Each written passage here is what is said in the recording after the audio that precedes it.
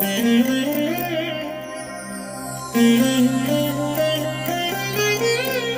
దినం పరము నుండి దిగివచ్చు మాట, ఇది నీ జీవితానికి వెలుగుల బాట, నీ ఒడిలో ఉంచబడిన దీవెనల మూట, అద్భుతాల ఆనంద ఊట. ఫిబ్రవరి 24 సంవత్సరమంతా మీరు బైబిల్ చదివి ముగించడానికి ఈరోజు మీరు చదవవలసిన లేఖన భాగం ఉదయం సంఖ్యాకాండము 7 మరియు 8 అధ్యాయములు, సాయంత్రం మార్కు సువార్త 4వ అధ్యాయము 21 నుండి 41వ వచనం వరకు. ప్రియమైన దేవుని బిడ్డలారా, ఈ ఉదయకాల సమయం ప్రభు మిమ్మల్ని బలపరిచి మీకు తోడుగా ఉండి ఆయన మీకు సహాయము చేయునుగాక. ఎలా ఉన్నారు?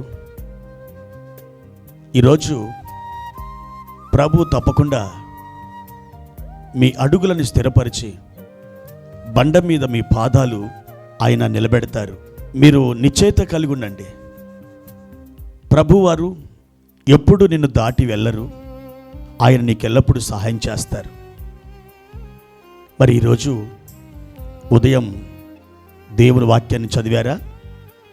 ఆయన సన్నిధిలో మీరు ప్రార్థించారా? ప్రార్థన, దేవుని వాక్యం ఒక పక్షికున్నటువంటి 2 రెక్కలు లాంటివి. ఏ ఒక్క రెక్కతో ఎక్కడైనా ఎప్పుడైనా ఒక పక్షి ఎగరడం మీరు చూసారా? అదెన్నడూ మీరు చూడలేరు, చూడబోరు కూడా. ఎందుకనంటే రెక్క తెగిపడిన ఒంటి రెక్క కలిగిన పక్షి ఎన్నడూ ఎగరలేదు. అలాగనే ప్రార్థన ఉండి వాక్యం లేకపోయినా, వాక్యం ఉండి ప్రార్థన లేకపోయినా, ఈ రెండిట్లో ఏది లోపించినా మీ విశ్వాస జీవితం ఒక అవిటి జీవితముగా, హ్యాండిక్యాప్డ్ ఫెయిత్గా మారిపోతుంది. కాబట్టి ఈ రెండింటిని మీరు సమపాలలో కలిగి ఉండండి. ప్రియమైన దేవుని బిడ్డలారా, ఈ ఉదయకాలం ఒక చిన్న సందేశంతో దేవుడు మీ ముందుకి నన్ను నడిపించాడు. మన జీవితంలో ప్రాముఖ్యమైనది ఏమిటి? మన విశ్వాస జీవితం అంతకంతకు అభివృద్ధి అవుతూ ముందుకు సాగాలంటే మనం తప్పకుండా ప్రార్థనను అభ్యాసం చేయవలసినది. దైవజనులు చెప్తున్నారు, ప్రార్థనయే జీవం, ప్రార్థనయే జయం. ప్రార్థన లేని జీవితం అది ఓడిపోయిన జీవితం.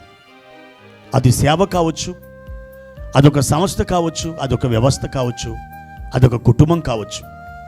ప్రార్థన లేకపోతే విజయం అనేది ఎంత మాత్రం మనం పొందలేం, మనం కళ్ళతో చూడలేం. మనం ప్రతి పరిస్థితుల్లో ప్రార్థించే వారముగా ఉండాలి. ఎప్పుడెప్పుడు ఎలా ప్రార్థించాలో మనం ఈ 2 నిమిషాలు నేర్చుకుందాం. 1 సమూయేలు 3వ అధ్యాయం 1 నుండి 10 వచనాల ప్రకారం బాల్యములో మనం సమూయేలు వలె ప్రార్థించాలి. 2వ తిమోతి 2వ అధ్యాయము 22వ వచనం ప్రకారం మనం యవ్వనములో తిమోతి వలె ప్రార్థించాలి. తిమోతి వలె యవ్వనిచ్చలకు మనం దూరంగా పారిపోవాలి. 63వ కీర్తన 1వ వచనం ప్రకారం మనం ఉదయకాలం నిద్ర నుండి లేచి దావీదు వలె ప్రార్థించాలి. దానియేలు 6వ అధ్యాయము 10వ వచనం ప్రకారం మధ్యాహ్న కాలమున దానియేలు వలె ప్రార్థించాలి. అపోస్తుల కార్యములు 16వ అధ్యాయము 25వ వచనం ప్రకారం మధ్యరాత్రి వేళ పౌలు శీలల వలె పాటలు పాడి ప్రార్థించాలి. మత్తయి సువార్త 14వ అధ్యాయము 30-31 వచనాల ప్రకారం మనం అపాయములు ఉన్నప్పుడు లేదా ప్రమాదములు ఉన్నప్పుడు పేతురు వలె దేవుని సన్నిధిలో విశ్వాసంతో ప్రార్థించాలి. 1 సమూయేలు 1వ అధ్యాయం 10వ వచనం ప్రకారం దుఃఖములో ఉన్నప్పుడు మనం హన్నా వలె ప్రార్థించాలి. యోబు గ్రంథం 42వ అధ్యాయము 10వ వచనం ప్రకారం శ్రమలలో, అనారోగ్యములో ఉన్నప్పుడు మనం యోబు వలె ప్రార్థించాలి. అపోస్తల కార్యములు 7వ అధ్యాయము 60వ వచనం ప్రకారం మరణ సమయంలో మనం స్టెఫన్ వలె ప్రార్థించాలి. ఆదికాండం 24వ అధ్యాయము 12వ వచనం ప్రకారం మనం ఏ పని ప్రారంభించినా ఎలియాజరు వలె ప్రార్థించాలి. 1 రాజులు 8వ అధ్యాయం 54వ వచనం ప్రకారం మనం ఏ పని చేసి ముగించినా సొలొమోను వలె ప్రార్థించాలి. యోహాను సువార్త 6వ అధ్యాయము 38వ వచనం ప్రకారం మనం అన్ని సమయాలలో యేసు ప్రభులాగా మనం ప్రార్థించాలి. ఎందుకంటే ప్రార్థన విజయాన్ని కలుగజేస్తుంది. ప్రార్థన మనకు సంతోషాన్ని కలుగజేస్తుంది. ప్రార్థన మనల్ని గొప్పవారినిగా మారుస్తుంది. ప్రార్థన మనల్ని లోకానికి ఆశీర్వాదపు తూములుగా మారుస్తుంది. ప్రార్థించండి. మరొక మారు చెప్తున్నాను, ప్రార్థించండి. ప్రార్థనయే జయం, ప్రార్థనయే జీవం. ప్రార్థన. ప్రేమ కలిగిన తండ్రి, మీ ఘనమైన నామానికి వందనాలు. ఈ ఉదయకాల సమయంలో ప్రార్థన గురించి మీరు మాతో మాట్లాడుచున్నారు. అవును నాయనా, మా మోకాళ్ళు నల్లబడినప్పుడు మా ముఖములు తెల్లబడిపోతుంటాయని అనుభవనీయులు చెబుతున్నారు.